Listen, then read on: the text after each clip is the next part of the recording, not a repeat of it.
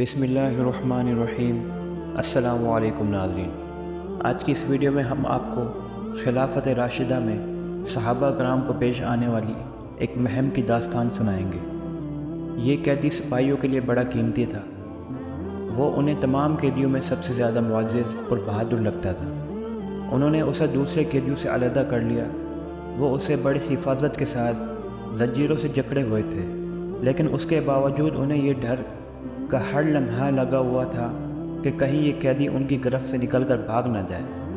مگر وہ قیدی اس قدر اطمینان اور بے فکری سے ان کے ساتھ چل رہا تھا کہ دیکھنے والا کبھی یہ خیال نہیں کر سکتا کہ وہ بھاگنے کا ارادہ رکھتا ہے۔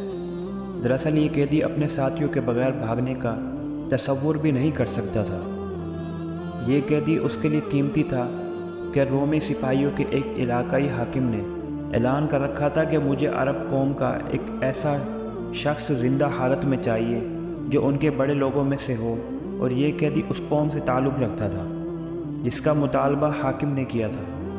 دراصل ہوا یہ تھا کہ عبداللہ بن حذافہ کی سرکردگی میں ایک فوجی دستہ محاذ جنگ کی طرف بڑھ رہا تھا کہ غلطی سے رومی علاقے میں چلا گیا اور گرفتار ہو گیا۔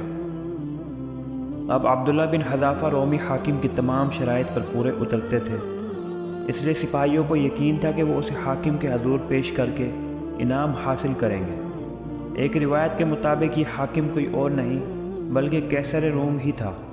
جب اس قیدی کی خبر حاکم تک پہنچی تو اس نے ان سپاہیوں کو انعام دیا جنہوں نے اسے گرفتار کیا تھا، اور ساتھ ہی حکم دیا کہ اسے جلد از جلد دربار میں پیش کیا جائے۔ عبداللہ بن حذافہ اگلے ہی دن بیڑیوں میں جکڑے بھرے دربار میں بادشاہ کے سامنے تھے۔ اس وقت ان کے چہرے پر ایک عجیب اطمینان اور سکون تھا۔ دربار میں موجود دشمن قوم کے افراد قیدیوں کو خوار نظروں سے دیکھ رہے تھے۔ اکثر کے چہروں پر نفرت اور تکبر کے جذبات صاف دیکھے جا سکتے تھے۔ قیصر نے عبداللہ بن حذافہ کو گہری نظروں سے دیکھا اور اس سے پوچھا کہ وہ کس مذہب اور کس قوم سے تعلق رکھتا ہے۔ انہوں نے اپنا مذہب اور قوم اور نام بتایا۔ اس کی تسلی ہوئی کہ مطلوبہ شخص ہی اس کے سامنے ہے۔ اس کے بعد وہ عبداللہ بن حذافہ سے مخاطب ہوا، اے قیدی، میرے پاس تمہارے لیے ایک تجویز ہے۔ وہ کیا ہے؟ انہوں نے خوف سے بے نیاز ہو کر پوچھا۔ تم اپنا مذہب چھوڑ دو، میرا مذہب اختیار کر لو۔ ایسا کرنے پر تمہیں آزاد کر دوں گا اور تم ان درباریوں کی طرح معزز اور مرتبے والے بن جاؤ گے۔ عبداللہ بن حذافہ نے سوچنے میں ایک لمحہ بھی ضائع نہ کیا اور جواب دیا، بادشاہ، یہ ناممکن ہے۔ میں 1000 دفعہ موت کو سینے سے لگانے کے لیے تیار ہوں، لیکن اپنا مذہب چھوڑ کر تمہارے مذہب کو اختیار نہیں کر سکتا۔ بہت خوب، تم واقعی بہادر ہو، اور یہی کچھ میں نے تمہاری قوم کے متعلق سنا تھا، لیکن میرا مشورہ تمہیں یہی ہے کہ میرا مذہب مان لو۔ انعام کے طور پر میں تمہیں اپنا خاص وزیر بنا لوں گا۔ دین بدلنے کی یہ رشوت بہت زیادہ تھی، لیکن عبداللہ بن حذافہ پر اس کا کوئی اثر نہ ہوا۔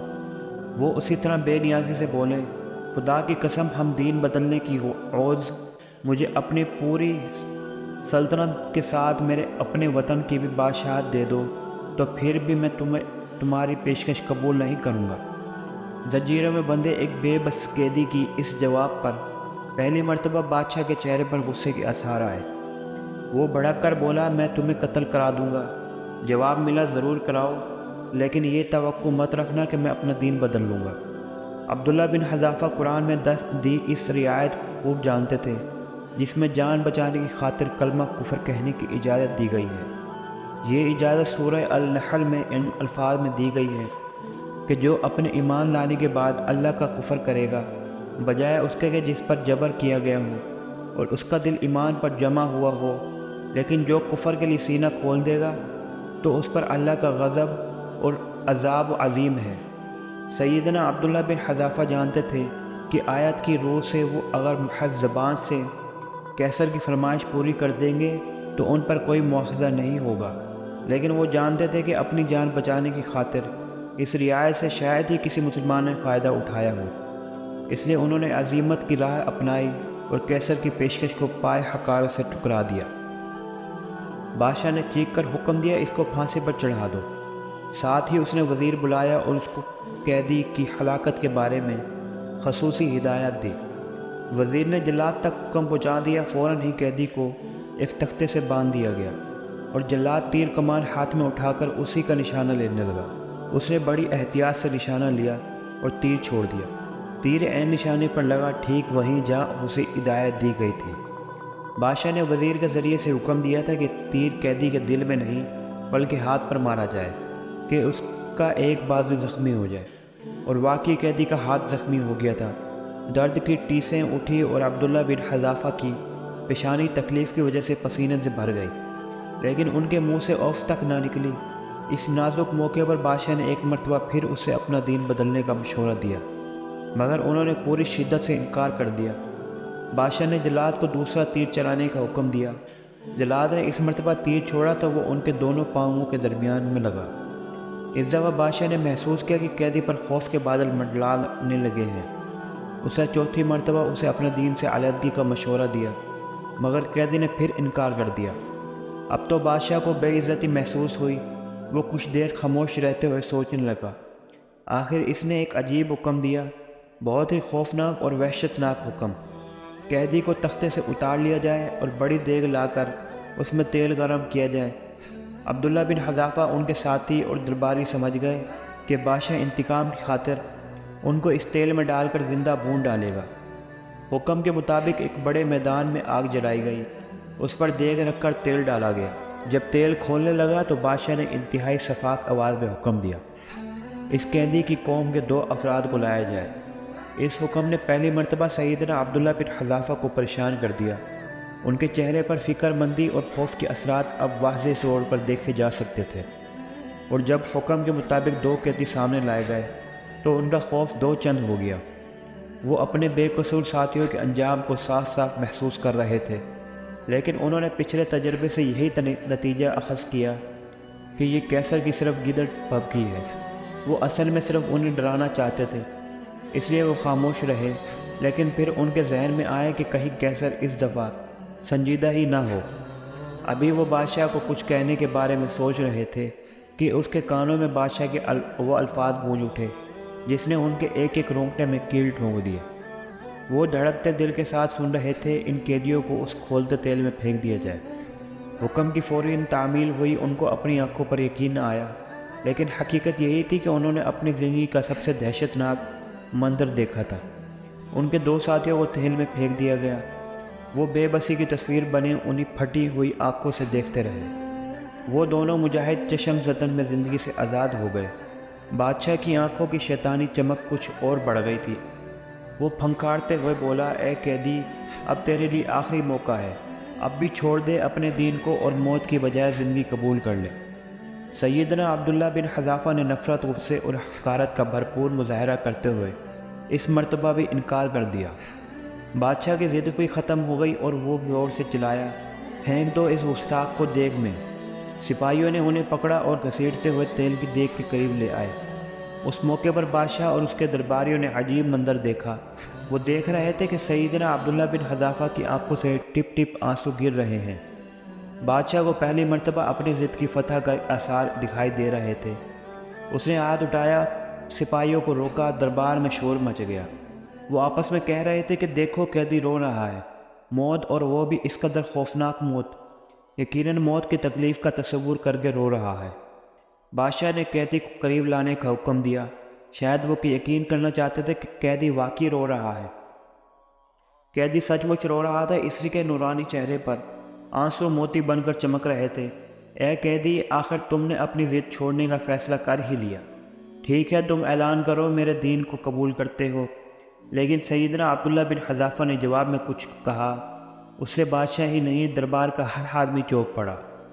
نہیں اے ظالم بادشاہ، میں تمہارا مذہب ہرگز قبول نہیں کروں گا۔ تو پھر تم رو کس بات پر رہے ہو؟ اے احمق بادشاہ، میں موت کے خوف سے نہیں رو رہا، میں تو اس حسرت پر رو رہا ہوں کہ کاش میرے پاس 1 سے زیادہ جانیں ہوتی، 1,00,000 جانیں ہوتی، اور میں ہر جان کھولتے ہوئے تیل میں ڈال کر خدا کی راہ میں قربان کر دیتا۔ مگر افسوس، میرے پاس تو ایک ہی جان ہے، بس اس محرومی پر رو رہا ہوں۔ دربار پر موت کی سی خاموشی طاری ہو گئی، یوں لگتا تھا کہ وقت ٹھہر گیا ہو، زندگی کی سانس رک گئی ہو، منظر ایک تصویر بن گیا ہو، ماضی اور مستقبل ختم ہو کر صرف لمحہ موجود بن گیا ہو۔ بادشاہ بھی بت بنا اس عجیب و غریب قیدی کا منہ دیکھ رہا تھا۔ اس نے بھلا ایسا انسان زندگی میں کہاں دیکھا ہوگا؟ لگتا تھا قیدی کی اس بات نے اس کے دماغ پر اثر کر دیا تھا۔ اس نے بھی ایک عجیب بات کہی، ایک بہت ہی عجیب بات کہنے لگا، ایک قیدی اگر تم میرا سر چوم لو تو میں تمہیں آزاد کر دوں گا۔ سیدنا عبداللہ بن حذافہ نے بے یقینی سے بادشاہ کی طرف دیکھا اور کہا، کیا تم میرے ساتھ میرے ساتھیوں کو بھی چھوڑ دو گے؟ ہاں، میں تمہارے ساتھ ساتھیوں کو بھی چھوڑ دوں گا۔ تب انہوں نے پہلی مرتبہ قرآن کی دی گئی رعایت کے ساتھ فائدہ اٹھانے کا ارادہ کیا۔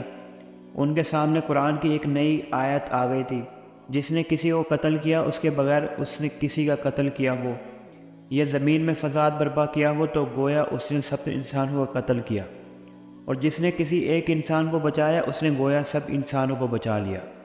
پھر جو بھوک سے مجبور ہو کر کوئی حرام چیز کھا لے بغیر اس کے کہ وہ گناہ کی طرف مائل ہو تو اللہ بخشنے والا ہے، وہ سراسر رحمت ہے۔ وہ سوچ رہے تھے کہ یہ بادشاہ جتنا ظالم ہے اتنا ہی بزدل ہے۔ ڈر رہا ہوگا کہ جس دین پر ایمان رکھنے والے اس قدر با اصول ہیں وہ بے خوف ہیں، وہ کس قدر نڈر اور بہادر ہوں گے۔ اور اگر میں نے ان کے اہم آدمی کو یوں بے رحمی سے مار ڈالا تو یہ لوگ میری سلطنت کی اینٹ سے اینٹ بجا دیں گے۔ اپنی اس کمزوری کو چھپانے کے لیے اس نے یہ بے تکی شرط رکھ دی، یا شاید اس نے میرے دین بدلنے کو اپنی انا کا مسلب بنا لیا، اور اس میں ناکامی کے بعد اب محض بچوں کو اس سے ضد پر آ گیا ہے۔ یہ چاہتا ہے کہ میرے ہاتھوں اپنی شکست کے بعد اب میں بڑے دربار میں اس کا سر چوم کر اس کی عزت اور اپنی ذلت کا اظہار کروں۔ لیکن اگر میں نے اس کی یہ بے تکی ضد مان لی تو اس سے میرے دین پر تو کوئی حرف نہیں آئے گا، مگر میرے قیمتی ساتھیوں کی جانیں بچ جائیں گی، اور میرا دین اور میرے رسول اللہ صلی اللہ علیہ وسلم کی سیرت مجھے یہی سکھاتی ہے، لہٰذا یہ گھاٹے کا سودا نہیں ہے۔ میرے ساتھیوں کی جانیں میری ذات سے بہت زیادہ قیمتی ہیں۔ یہ سوچ کر انہوں نے اپنی ذات پر ساتھیوں کی جان کو ترجیح دینے کا فیصلہ کیا اور آگے بڑھ کر بادشاہ کے سر کو چوم لیا۔ بادشاہ نے فوراً انہیں اور ان کے ساتھیوں کو آزاد کرنے کا حکم دے دیا۔ خلیفہ ثانی حضرت عمر رضی اللہ عنہ مسجد میں بیٹھے تھے۔ سیدنا عبداللہ بن حذافہ ان کے سامنے بیٹھے تھے۔ ان کی زبانی سارا واقعہ سننے کے بعد، اے عبداللہ بن حذافہ رضی اللہ عنہ، تم پر 1000 بار رحمت نازل ہو۔ اس کے بعد حضرت عمر فاروق رضی اللہ عنہ اٹھے اور اعلان کیا کہ ہر مسلمان پر لازم ہے کہ وہ آگے بڑھ کر عبداللہ بن حذافہ رضی اللہ عنہ کا سر چوم لے، اور دیکھو میں سب سے پہلے ان کے سر پر بوسہ دیتا ہوں۔ خلیفہ دوم حضرت عمر فاروق رضی اللہ عنہ اٹھے اور ان کو بوسہ دیا۔ حضرت عبداللہ بن حذافہ رضی اللہ عنہ ان صحابہ کرام میں سے تھے جنہوں نے مکہ میں بہت آغاز ہی میں اسلام قبول کر لیا تھا۔ ان کے اس اقدام اور عمر فاروق کی تصدیق کے بعد آج کا یہ دور ہمیں دعوت غور و فکر دے رہا ہے کہ ہم درست ہیں یا اللہ کے رسول کی تربیت یافتہ ہیں۔ مجاہد شاید اسی وجہ سے انہیں اللہ کی نصرت حاصل تھی، اور ہم خون کی ندیاں بہا کر بھی مغلوب اور محکوم ہیں۔ اگر آپ کو ویڈیو پسند آئی ہو تو چینل کو سبسکرائب ضرور کیجیے گا۔